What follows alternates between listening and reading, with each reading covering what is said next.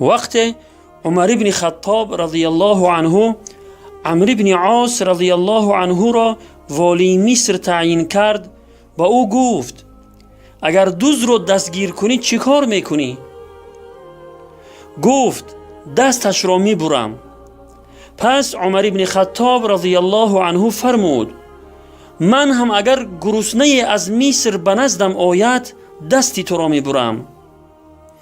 بله برادران عزیز، عمر بن خطاب رضی الله عنه شخصی بود که ملامت کنندگان، سفارش خویشاوندان و نزدیکان او را از اجرای امر الله باز نمی داشت و در اجرای امر الله و رسولش سختگیرترین اصحاب بود.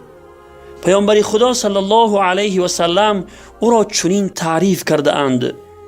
از انس بن مالک رضی الله عنه روایت است که پیامبر خدا صلی الله علیه و سلم فرمودند مهربانترین کس نسبت به امتم ابوبکر و سختگیرترین آنان در اجرای دستورات الهی عمر است. روایت احمد و ترمذی با سند صحیح.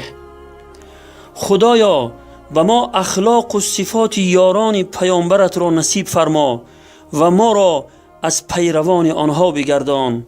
آمین یا رب العالمین.